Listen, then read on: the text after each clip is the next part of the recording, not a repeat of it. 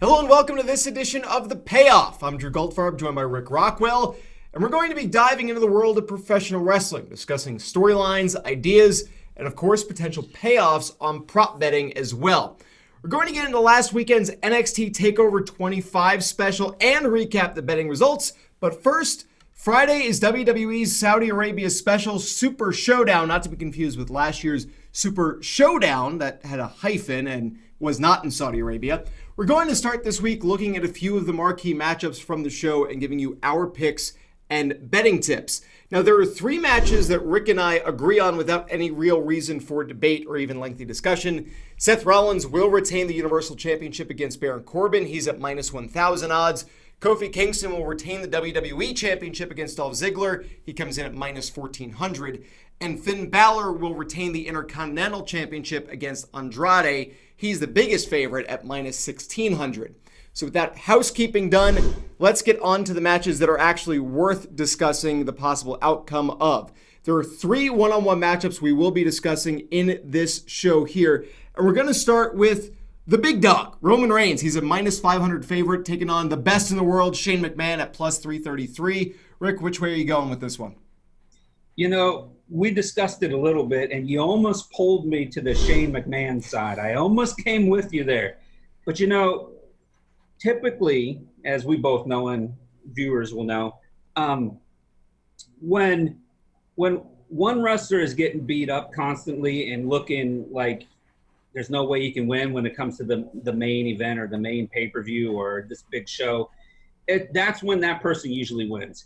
And Roman Reigns has been jumped and beat up like every episode of SmackDown and Raw for the last couple weeks now to set up this feud and this match. You know, one-on-one, there's no way Shane McMahon can win. So there's going to have to be some kind of shenanigans, hook or crook. With that said, I still think when it comes down to it, when it comes to big events, the big dog always finds a way to get that W, proving that it's his yard. I see this feud continuing for a while, which I don't mind. Sometimes it feels good. Sometimes it's kind of annoying. I don't mind it. It gives them both something to do. And I would rather that happen than Roman Reigns chasing after a world title right now. I'm taking Roman Reigns to win. I don't like the value at minus 500. I wouldn't even touch that, to be honest. There's potentially better value on other matches. So, yeah, that's where I'm sticking with. I'm going with Roman Reigns to win. So I get it, but if you recall last year in Saudi Arabia, Roman Reigns lost to Brock Lesnar, even though he won because his feet actually touched the match first, or the ground first. It was a cage match. They both went through. You know, it was Saudi Arabia. They didn't care. Shane McMahon won the Best in the World tournament. That's like the only thing that they reference from either of those two shows is that Shane won the Best in the World tournament. Roman at minus 500, I agree with you, is not appealing. That's part of the reason that Shane is appealing to me, because I've picked against him for a couple things. You know, I figured The Miz was going to give him his comeuppance at some point.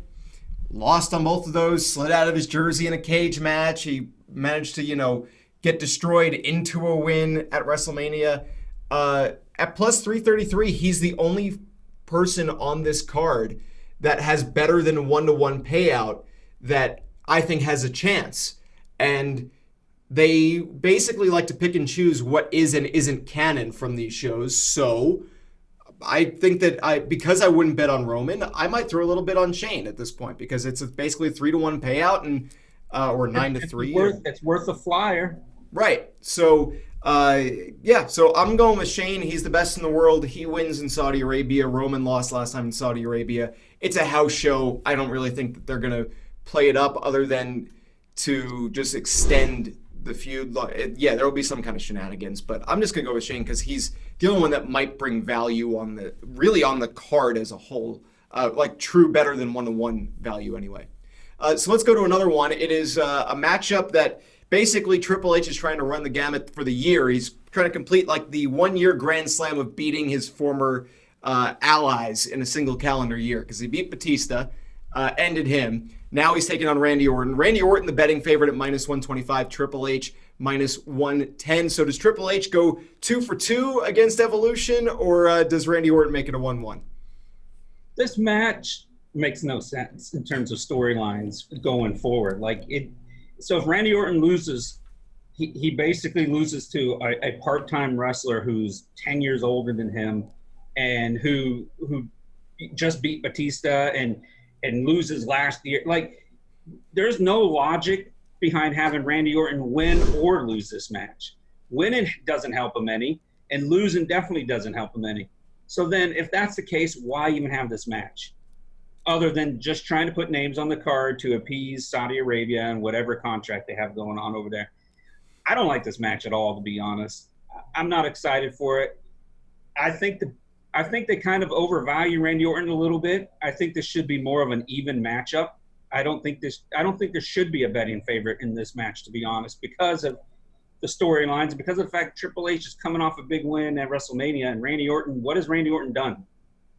Can anybody tell me what Orton has done significantly in the last year, maybe longer, other than have a good promo he cut on AJ Styles a couple months ago before WrestleMania? Other than that, Randy has done nothing. With that said, I'm really torn on this match, who to pick here. I would like to take the easy way out and say it's a double DQ and nobody wins, and I still think there's a chance at that.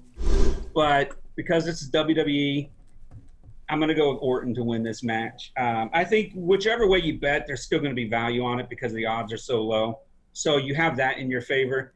But storyline wise, this match isn't a good thing. Thankfully, they have it overseas. Yeah, I'm with you. I'm not really. I was really excited for the Batista Triple H match at Mania. They did a really good job of bringing Batista back in and making that work. If Triple H beats Randy Orton, is he then going to challenge Ric Flair at SummerSlam? I don't know. It doesn't really make sense to me. The only thing I could see is if they're trying to do like an actual lead up to the match and have it for real. They could use this if Orton wins to go to SummerSlam with it. Just to kind of have Triple H get angry or whatever. I'm going with Orton. My whole logic on this is that Triple H won last time in Saudi Arabia, and so I don't think he'll win this time.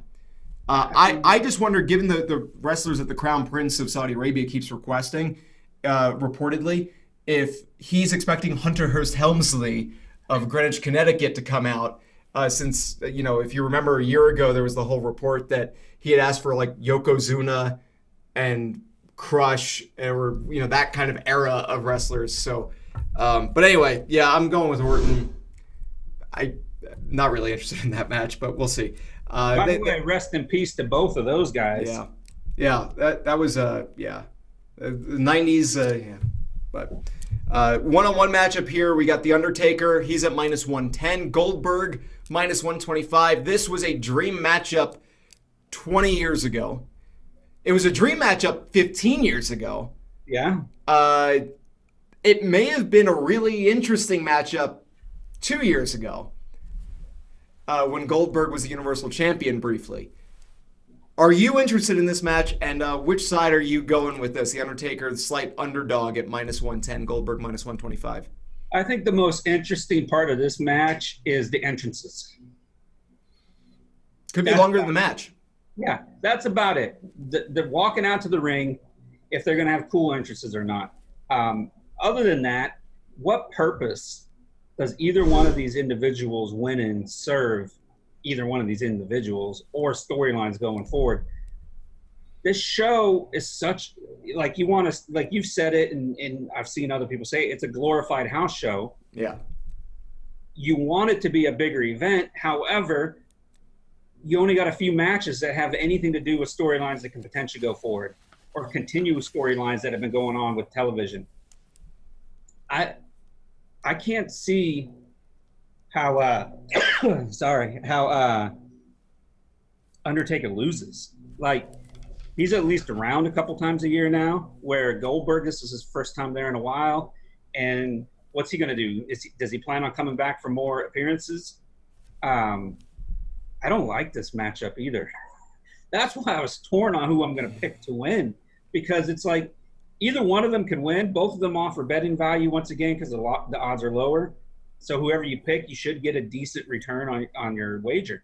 With that said, I have to lean towards the Undertaker to win this match. I would prefer if Brock Lesnar would come out and beat them both up, to be honest. That's what I would prefer. With that said, I doubt that's going to happen. I'm going to take Undertaker to win. I think Goldberg will do the job for someone like Undertaker. Yeah, I mean, my logic on this one is the same as it was for the last one. Undertaker lost last time around. There was the tag team match, the Shawn Michaels return that wasn't Shawn Michaels' return. Let's all remember he retired at WrestleMania. So I'd say Taker. Yeah, I don't know that unless Goldberg is suddenly going to become the Undertaker, where he's going to show up once a year for a WrestleMania match. I don't see that happening. It doesn't make sense because Goldberg retired 2 years ago. He's done. This is obviously, we saw it last year with Shawn Michaels where, big money. So Taker, because I think it makes less sense to beat him than it does to beat Goldberg, but it's a house show. So, but again, this goes back to the Crown Prince wanting all of the guys from the 90s. So Goldberg's under the umbrella and they finally, whatever they had to do to get him to do this one that they couldn't get him to do the last one. Hey, he looks in great shape. Yeah. Oh no, you know what? This will be if this is a 3-minute match, this will be a blast.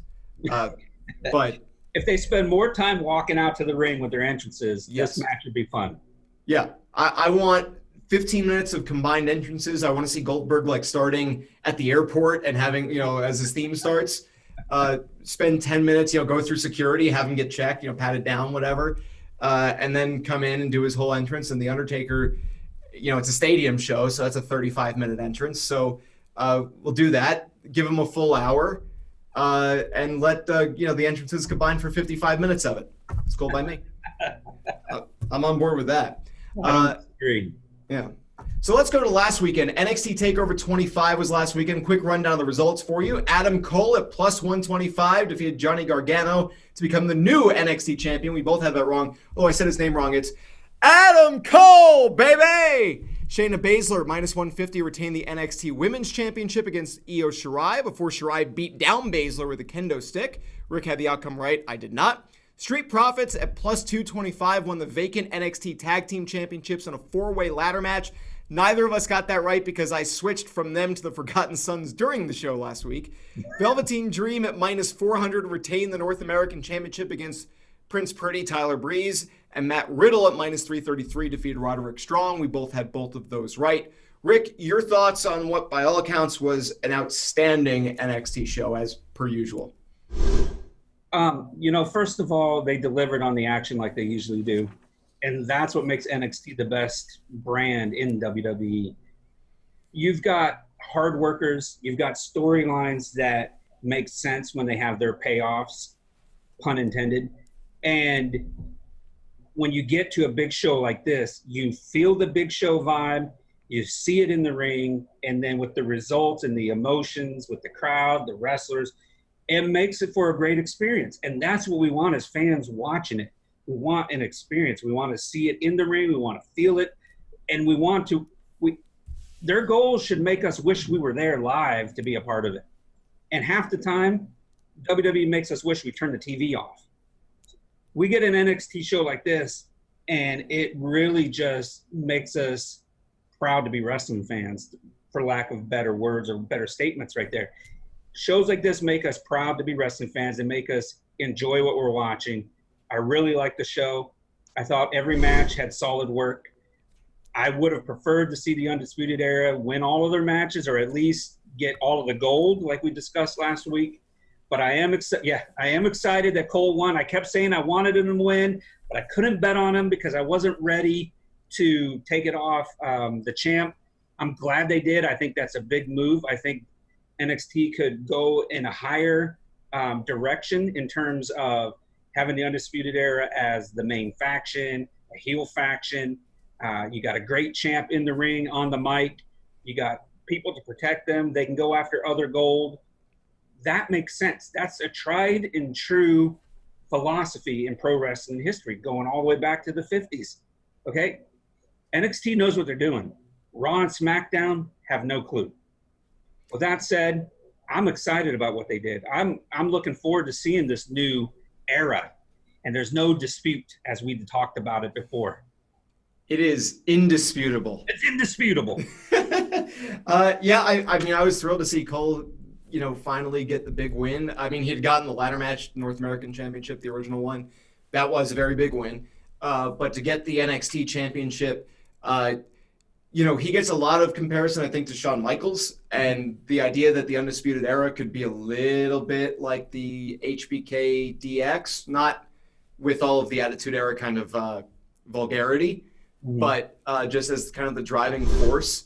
I would love to see them kind of just take over stuff. And, I agree with you, because it was what I had said last week, is that part of me had hoped that Roderick Strong would have gotten the win, like to open the show, let Strong down Matt Riddle, and then just have the Undisputed Era go 3 for 3 in matches. Yeah. And every single one of the members would hold a belt.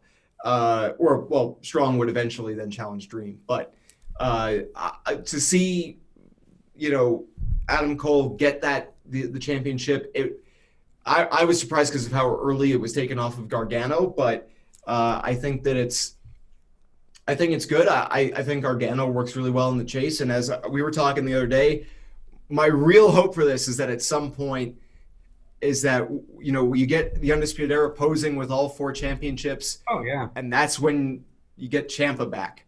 Would be like ideal to me. But I full faith in the NXT brand for being able to do everything. The Baszler match I was surprised at, because I thought that, well, if she beats Io Shirai, where else does she go?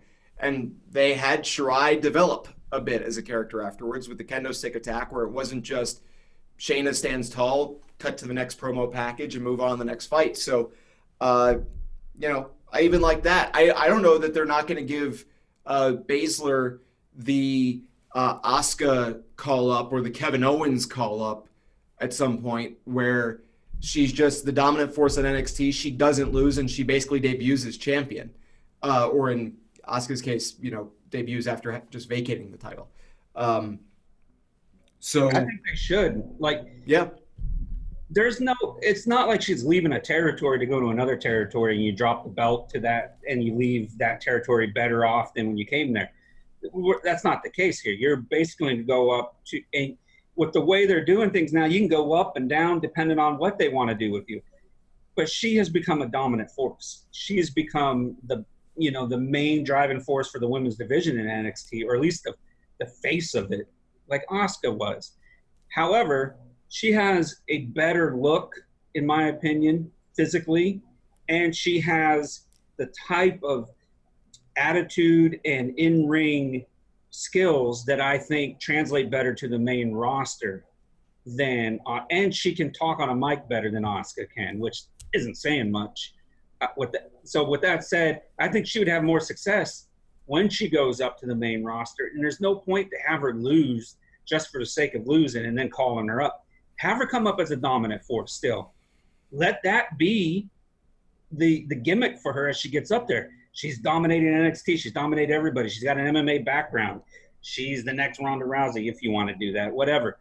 She's going to be a wrecking ball. Watch out, Becky Lynch. Watch out, Bayley. Whatever is the case. But now you have a legit, tough competitor coming up. Why have her lose? It makes no sense. Yeah.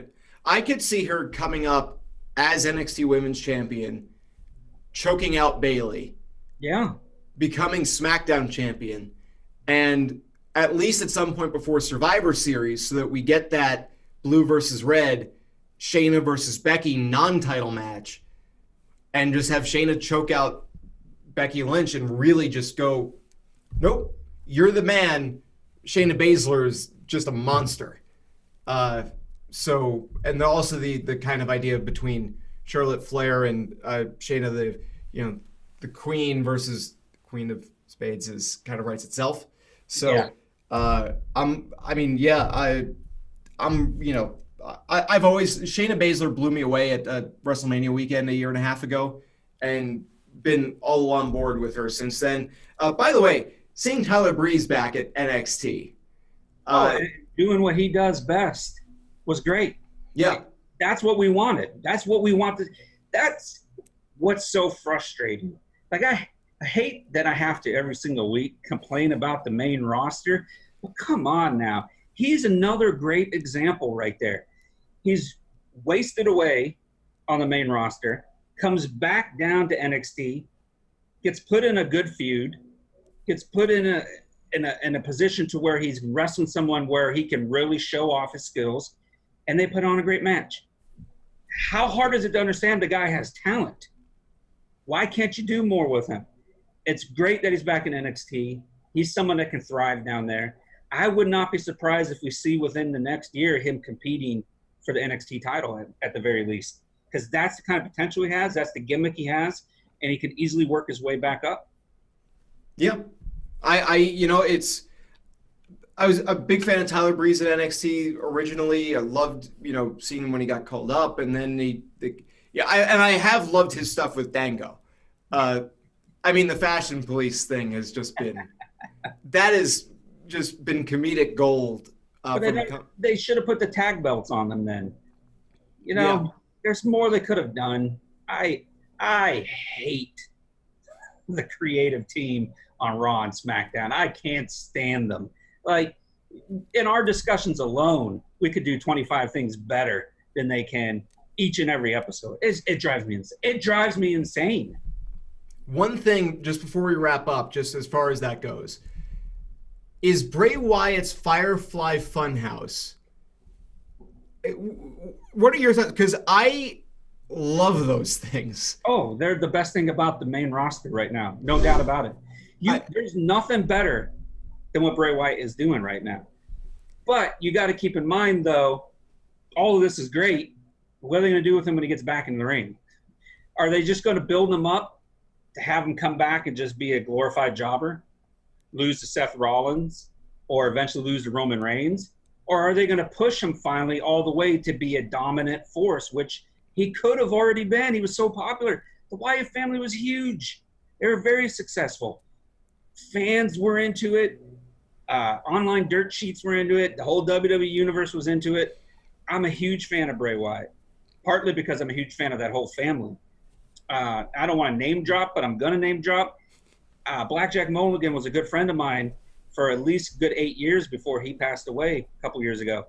I love that family. So I'm biased with that. I'm really biased when it comes to them. But even with that said, they're allowing Bray Wyatt to do the creative things that this guy can do.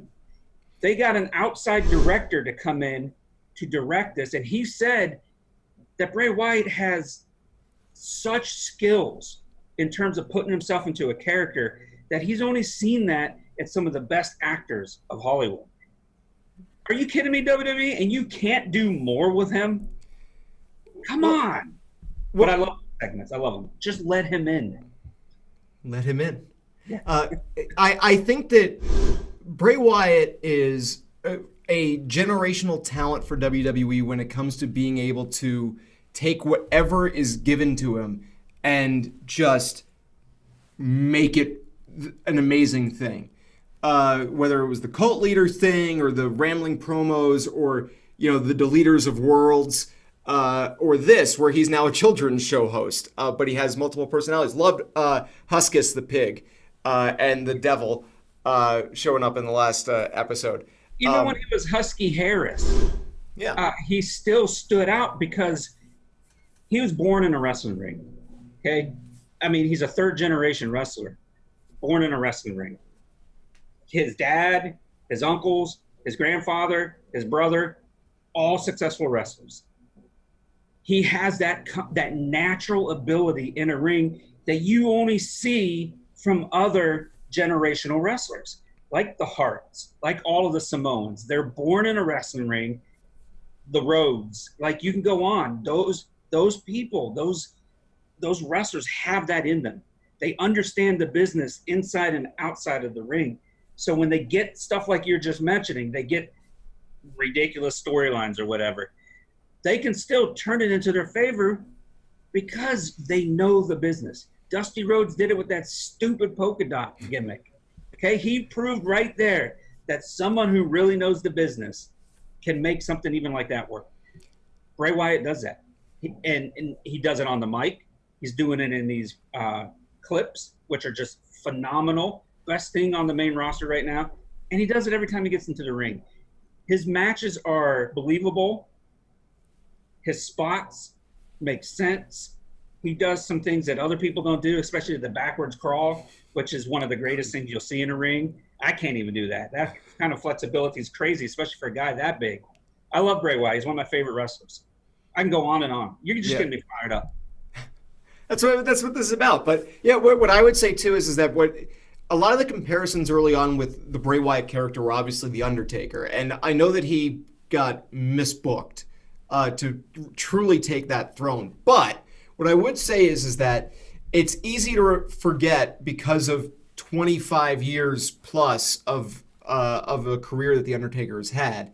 That if you go to the first 6-7 years of the Undertaker, a lot of the storylines he was given were garbage. He had to face the Giant Gonzalez at the WrestleMania that was in Las Vegas, and he had a cheat finish on that one. It was Taker versus Underfaker.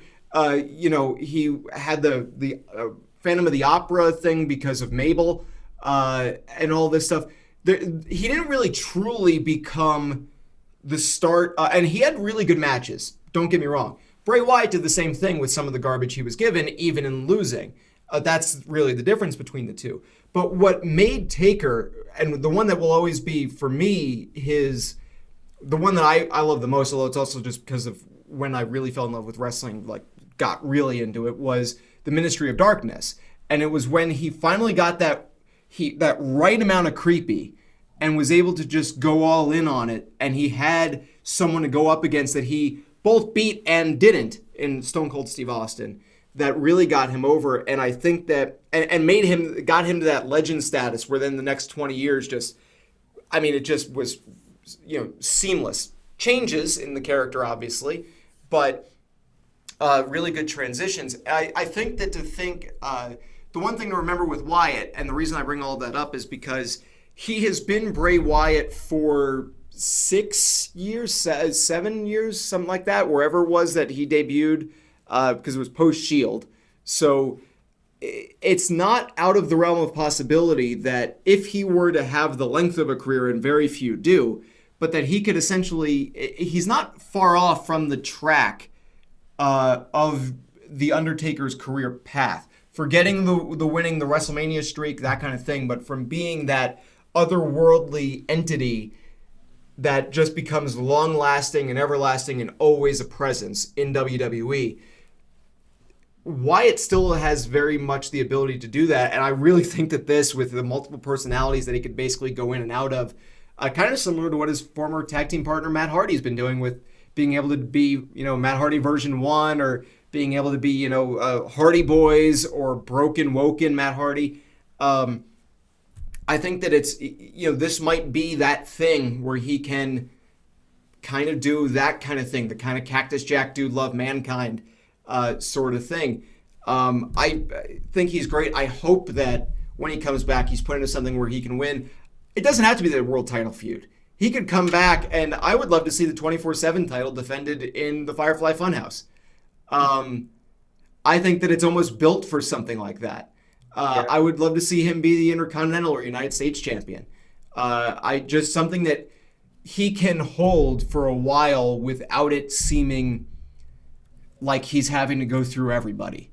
Because I get the Rollins, the Lesnars, the Reigns, these guys are going to be there competing for that, and I don't know that they can keep a title like the Universal Championship or like the WWE Championship away from the guys who would compete for that. So if he can be the IC title holder, the US champion, I would love to just see him start. He was on Twitter, he was inviting R-Truth to hide out at the FireFly Funhouse. I would love to see that. You could basically see the characters around him beat up R-Truth and let Bray Wyatt claim victory, and then see vignettes where people knock on his door and different ways of beating. I mean, it's like, those things would be great ways to have the 24/7 title, because they could all be pre-produced. It would just be a fun thing with all the crazy characters. But yeah, hopefully Bray Wyatt gets, when he does get back into being in the ring or competing in matches, that they do treat him right, because I absolutely love the Firefly Funhouse thing. But this has been The Payoff. We're going to have plenty more next week as we discuss storylines as they develop, random wrestling rants like what we've been doing about Bray Wyatt, and of course bringing you available betting lines for pay-per-views. I'm Drew Goldfarb. He's Rick Rockwell. Thank you so much for watching. If you're watching the show in Saudi Arabia, enjoy it. Either way, we'll see you next time.